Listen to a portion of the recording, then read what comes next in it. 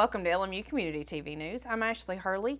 Thank you for joining us. Acoustic Music Week on the campus of Lincoln Memorial University wrapped up last Friday following their concert Thursday night that showcased the instructors and their students. The program is offered internationally known by bluegrass artists Dale Ann Bradley and Steve Gully in partnership with the university as part of the Arts in the Gap Summer Celebration. The week-long workshop provides an opportunity for musicians everywhere to come to the community to focus on their specific skill set as musicians, singers, and songwriters. According to Dale Ann Bradley and Steve Gully, Acoustic Music Week at LMU is a dream come true for both of them after wanting to bring some of their award-winning musical friends to their mountain home. It was their chance to share the musical knowledge they have gained over many years of singing, playing, and performing all around the world. Plans for next year's Acoustic Music Week are already in the works with the announcement that all instructors have signed on for next year's workshop. They are encouraging all who participated to invite friends and family to join in on this spectacular opportunity. Last week was the official opening of a very exciting exhibit at Ripley's Aquarium of the Smokies. To tell us more about the specific exhibit, here is General Manager of the Aquarium, Ron Desir.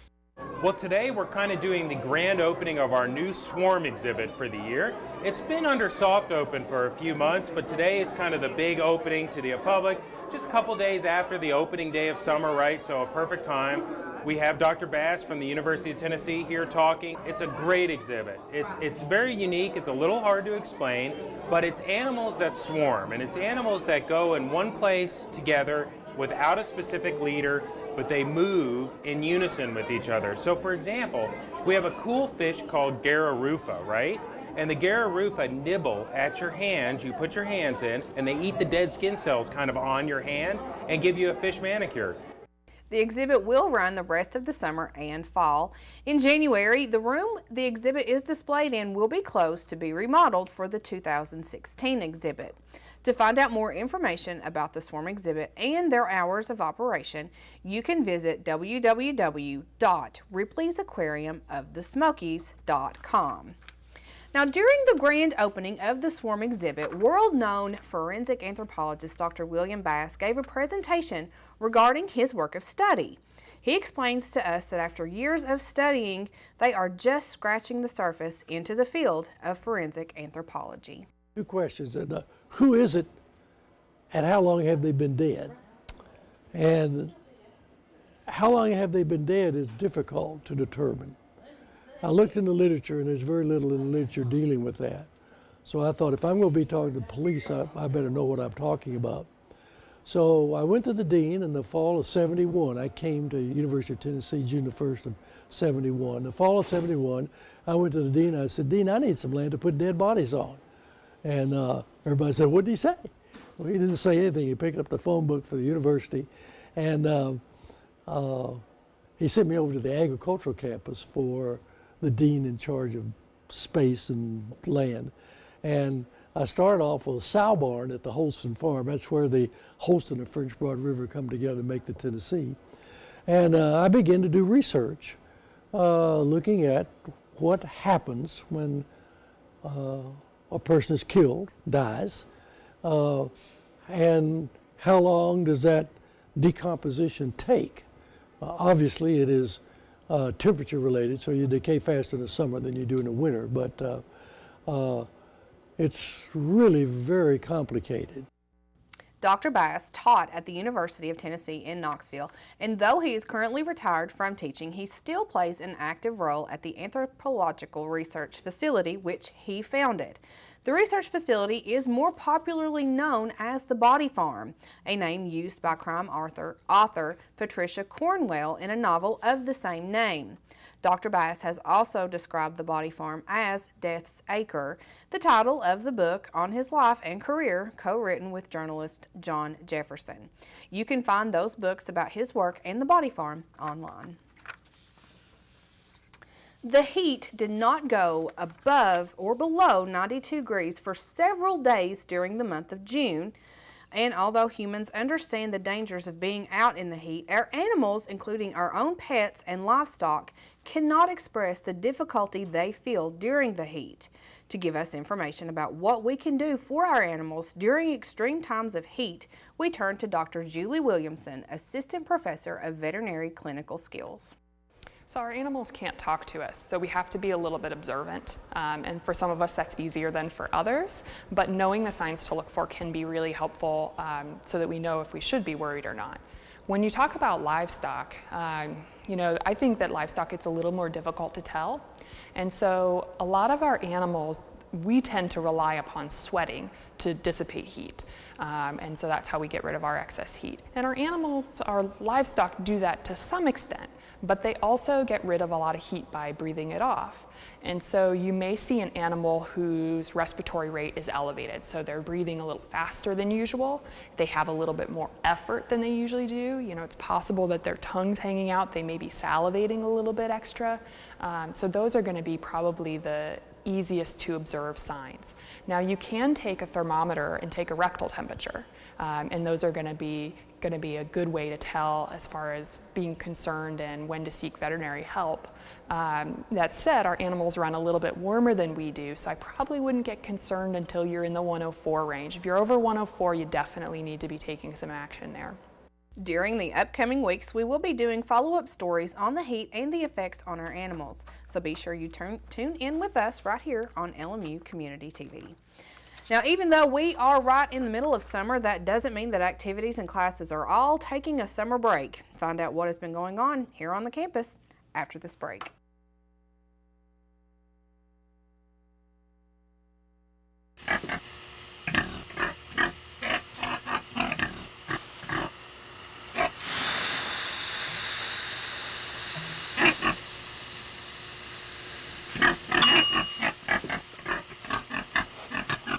Cook foods to the right temperature using a food thermometer. 3,000 Americans will die from food poisoning this year. Keep your family safer. Check your steps at foodsafety.gov.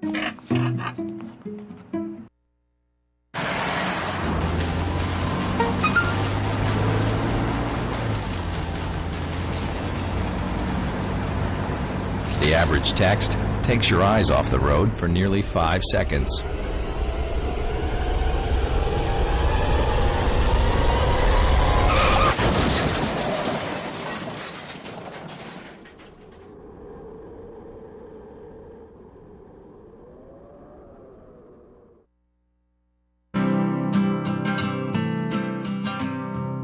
Every day across America, excess food is gathered by a network of good people at local food banks, giving hope to millions of children who struggle with hunger. They've earned their wings, and you can too. Together, we can solve child hunger. Support Feeding America and your local food bank at feedingamerica.org.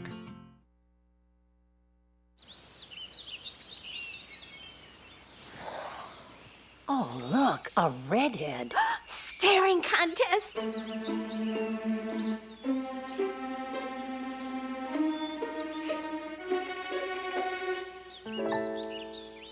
You still got it. I know. Come alive with the forest. The dad was cute.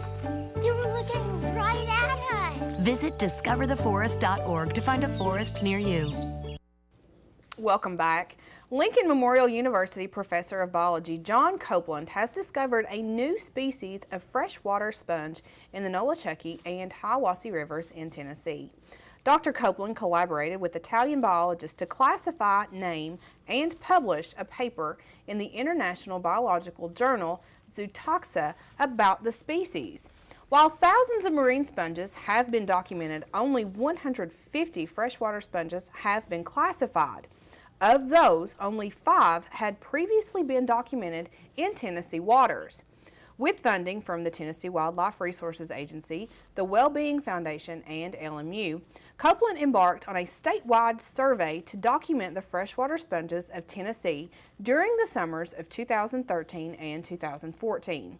The efforts of Copeland and his students have added an additional 7 species to the list of sponges known to occur in Tennessee. Following field collection, Copeland and his students, research assistants, looked at the specimen using LMU's light and scanning electron microscope in the Hamilton Math and Science Building.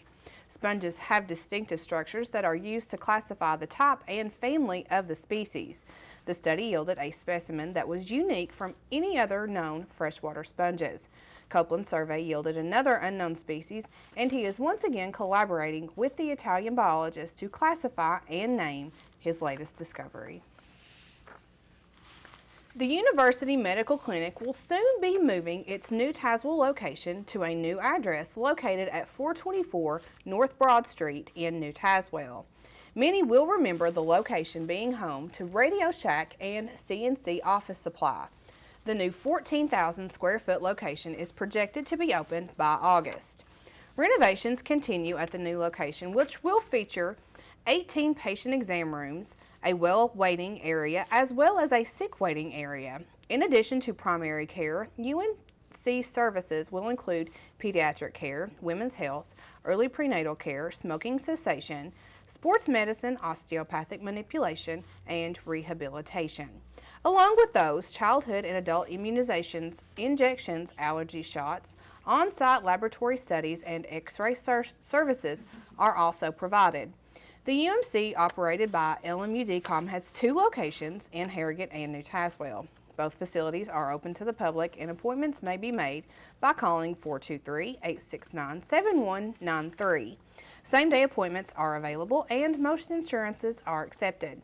For more information on the University Medical Clinic, you can visit its website at www.lmuumc.com. This past Saturday, the Physician's Assistant Program at LMU-DCOM recognized the class of 2016 with the White Coat Ceremony. The Physician Assistant Program at LMU-DCOM welcomed its inaugural class on May 18th of 2009. The program is a full-time 27-month program that leads to the Master of Medical Science and Physician Assistant Studies. The PA program is an integral part of the health professions education taking place in the LMU-DCOM building. Medical school faculty members teach many of the PA program courses, and the PA students have full use of the building's high-quality learning labs. With the addition of the PA program in 2009, LMU continued its tradition of seeking out educational programs that train the people of this region to pursue a career that will help to serve the underserved of the region. A very big congratulations to the Physician Assistant Programs class of 2016. The Southern Association of Colleges and Schools Commission on Colleges has granted Lincoln Memorial University approval to deliver a Master of Public Administration degree program beginning this fall at the LMU Duncan School of Law. The 36 to 39-hour credit hour program is designed for students interested in developing managerial skills necessary for leadership positions in both the public and private seconds to create and implement public policy. The program includes courses that cover law, public administration, and budgeting to provide an education based in theory, as well as real-world insight and training on how governments, nonprofits, and industry operate. The program can be completed in as little as 18 months. Those interested in applying can apply online through the LMU Graduate Program applications. For more information, you can contact Hesper Caps at 423-869-6203 or by email at hesper.caps@lmunet.edu. Classes will begin the week of August 17th.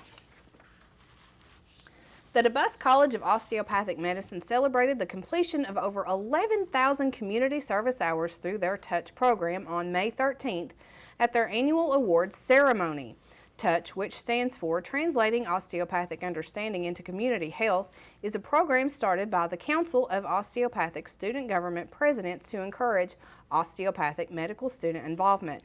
Through this program, students are recognized for their hard work and dedication in serving others.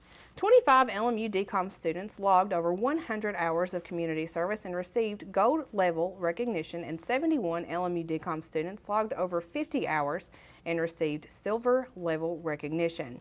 Over the last year, LMU-DCOM students have held a kids pediatric health fair, given free health screenings at several events, mentored students at Middlesboro Elementary, helped create a community wellness program at Forge Ridge School, and volunteered through Servolution and Remote Area Medical. Hundreds of students also got together to make blankets and hats for newborns at Middlesboro ARH and East Tennessee Children's Hospital. Now we are going to turn to a segment that is brought to you by the Veterinary Technology Program right here on the campus of Lincoln Memorial University. Hello, my name is Chelsea Barnes-Walker. I'm a senior at LMU's Veterinary Medical Technology Program. I want to talk about a matter that's important that we should do for our pets more often, and that is proper dental care. Pets require daily brushing for their teeth in order to keep the amount of plaque-causing bacteria down in their mouth. Pets can suffer from a number of issues such as bad breath, tooth decay, tooth abscesses, all that can lead up to periodontal disease. If brushing your pet's teeth is unattainable, then there are wipes, water additives, dental chews, rinses. There are a number of ways you can get your pet's teeth healthy and clean. Every year they should have a dental prophylaxis or a dental cleaning with a licensed veterinary technician under veterinary supervision to help keep their teeth looking healthy and clean, and that way their breath smells pretty great. Stay tuned next week for another segment from the Veterinary Technology Program, and be sure you stay tuned with us right here after the break. Adam Haley brings you information on sports camps happening on campus and breaks down how many weeks we have until high school football. Getting out of the military, I was missing this camaraderie. It's frustrating when you try and talk to people that don't understand. I would be talking, but I wasn't there with them. You just feel so alone. I still had the anger, I still had the addictions, but we didn't talk about that. Came to a point where it's like, okay, I really need to talk to somebody about this. Family more or less encouraged me, go to the VA, you're a veteran, see what they can do to help you. When you have family, friends, when you have the facilities like the VA and the vet center, it gives me, it gives others encouragement to keep moving forward. It's okay to go get help. It's okay to talk to people, because it takes true strength to ask for help. Talking with other veterans was the best method for learning the roadmap to success. Hear veterans' real stories of strength and recovery at maketheconnection.net.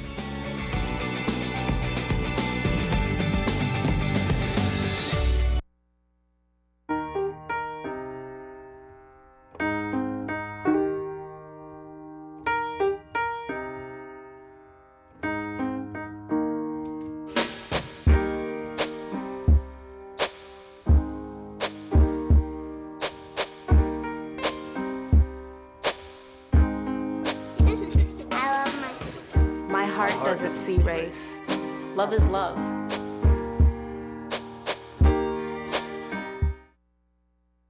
Cinderella found the pet that fits her perfectly. Tiana gave her pet the royal treatment. Belle found beauty where no one else did. And you can too. Share your heart. Share your love. Bring home your forever friend. Make a shelter pet part of your world.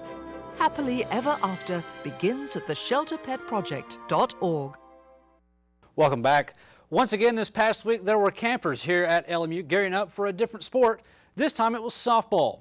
Around 50 campers got to learn the fundamentals of softball, such as hitting stances, how to lay down a slap bunt, and fielding in both the infield and outfields. In the afternoons, the campers got the opportunity to play a game at the Dorothy Neely Field. Now, that being said, the only camps left this summer are the soccer camps, which will be held in the middle of July. For the dates of those, go to LMURailsplitters.com and under the Fans Central tab, click Camps. The Tennessee Smokies started the second half of their season in Mobile, Alabama with a 5-game set with the Bay Bears that will end Monday night. The Smokies will then return home for a quick 3-game set with the Montgomery Biscuits that will be Wednesday through Friday. All 3 games are scheduled to start at 7:05 p.m. The Smokies will then travel to Birmingham, Alabama to finish their Yellowhammer State swing with a 5-game set against the Barons that will start this weekend. To keep up to date with the Tennessee Smokies, log on to SmokiesBaseball.com. And finally, even though the month of July has just arrived, we would like to start the countdown as we are now 8 weeks away from from the 2015 high school football season. The Bell County Bobcats in the Middlesboro Yellow Jackets will start on August 21st on Log Mountain with the next chapter of their inter-county rivalry, while Thomas Walker, Virginia will start the season on the road at Rye Cove the same night. Now, when we return, Joseph Lewis will let you know if Ted 2 was able to take down the Indominus Rex in Jurassic World in the box office last weekend, when we return here on LMU Community TV News. She couldn't wait. She had imagined the day for as long as she could remember. The anticipation had been building. The shopping, the dress, the jewelry. Celebrating with her friends would be the sign that they had finally made it. Only she didn't make it.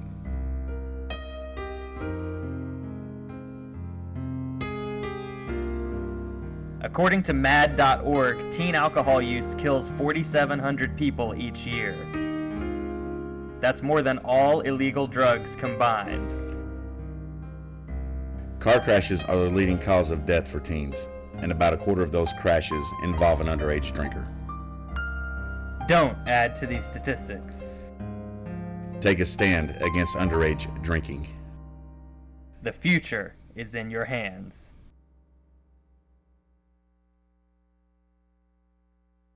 One. Two. Me. 1 in 3 teens in the U.S. is a victim of abuse by a dating partner. Numbers are important in sports, but now the number we want is 0. 0 victims, 0 offenders, no more. We make up a larger team, Abe's team. We're asking you to join Abe's team and be a part of No More. So maybe you're wondering, what does it take to be on Abe's team? Active bystander efforts. Step in when you see someone needs help. Ask what you can do. Believe victims. Extend your support.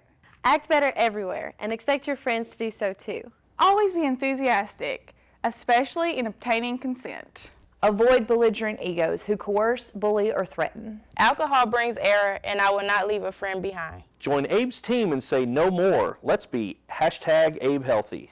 Lincoln once said, "When I do good, I feel good. When I do bad, I feel bad. And that is my religion." In the spirit of Lincoln, let us support one another to do good. Join Abe's team and be Abe healthy by participating in active bystander efforts.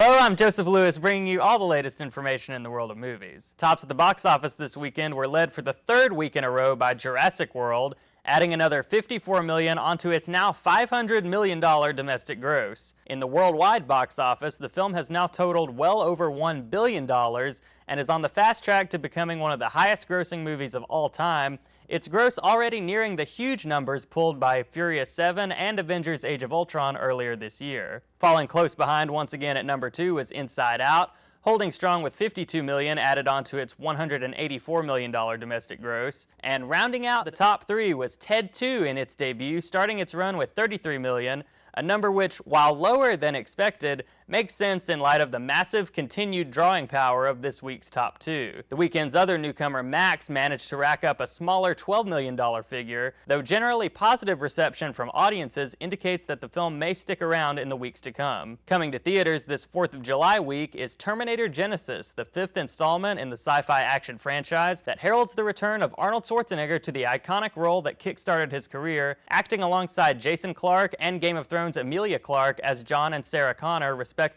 Jai Courtney also takes over the crucial role of time traveler Kyle Reese, and the film details what happens when leaders of the Resistance embark upon yet another reconnaissance mission back through time to stop the war against the machines from ever taking place. Terminator Genesis opens nationwide this Wednesday, July 1st. Also opening this week is Magic Mike XXL, the sequel to 2012's smash hit which starred Channing Tatum and a host of other hard bodies as a wildly successful team of professional strippers. Tatum reprises his original role along with Matt Bomer, Joe Manganiello, and a few new faces as Mike ends his early retirement in order to put on one final high-profile performance at Myrtle Beach. Gregory Jacobs takes over for director Steven Soderbergh, and this hotly anticipated film can be seen in theaters starting this Wednesday, July 1st. In review this week is Inside Out, Pixar's latest work of animated art that takes place almost entirely within the mind of a young girl named Riley. The film's protagonists are anthropomorphic personifications of the girl's emotions, and its story follows the conflicts they face in attempting to guide the girl's feelings and decisions throughout her young life. The central concept is thrillingly innovative, based upon real science and using the actual functions of the human brain to fashion its elaborate, eye-popping visual sequences, and the voice cast, made up of several of today's most affable and talented comedians, ensure that the film remains engaging and fun even when its story veers into darker territory. Moments of heartbreak and sadness are practically a requirement for today's leading animation studio, and there are sections of this film that definitely do a number on the tear ducts. Inside Out was directed by Pete Docter, whose imaginative sensibility previously brought to life Monsters, Inc. and most importantly, Up, and his observant, emotionally potent touch is key to the film's success. The plot is framed as a sort of adventure story, with joy and sadness leaving the control room to recollect Riley's lost memories, and the writers find poignancy in every moment, paralleling Riley's real-world coming of age with the obstacles her emotions are facing just to make it all make sense for her. Indeed, the major triumph of Inside Out is that it understands the importance of negative emotions alongside the positive ones. Although Amy Poehler's joy takes the lead in the story, it's only through working together with the defense mechanisms of Phyllis Smith's sadness, Bill Hader's fear, Mindy Collins' disgust, and Lewis Black's anger that all can be made well again in the mind of Riley. It's an important and life-affirming message for people of all ages, and the fact that this truth is built up to so creatively, with so much humor and through so many genuinely exciting and brilliantly animated action sequences, marks Inside Out as one of Pixar's most memorable and unique achievements. That's all for this week in the world of movies.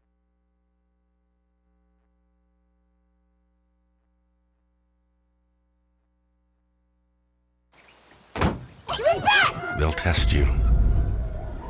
Try to break your will. But however loud the loudness gets, however many cheese puffs may fly, you're the driver, the one in control. Stand firm. Just wait. And move only when you hear the click that says they're buckled in for the drive. Never give up till they buckle up.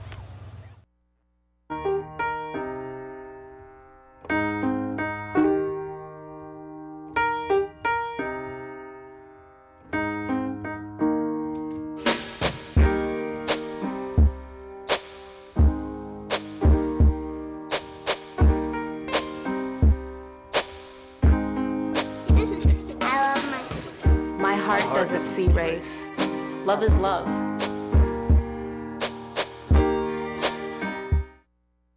It's Ava and this is Tess from Do Your Selfie, where we recreate the hottest looks from today's biggest music videos. After cleaning out our closet, we have a lot of clothes we don't wear anymore. Like this old pile of t-shirts.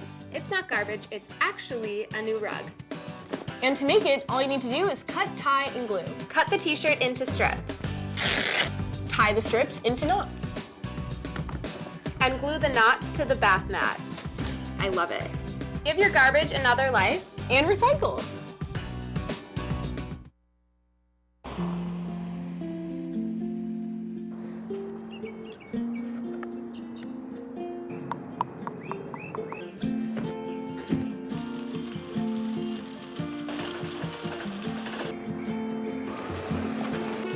Dad's home! The smallest moments can have the biggest impact on a child's life. Take time to be a dad today. And that's going to do it for this week's LMU Community TV News. Thank you for joining us. I'm Adam Haley. For everyone behind the scenes, I'm Ashley Hurley. We hope you'll join us next week.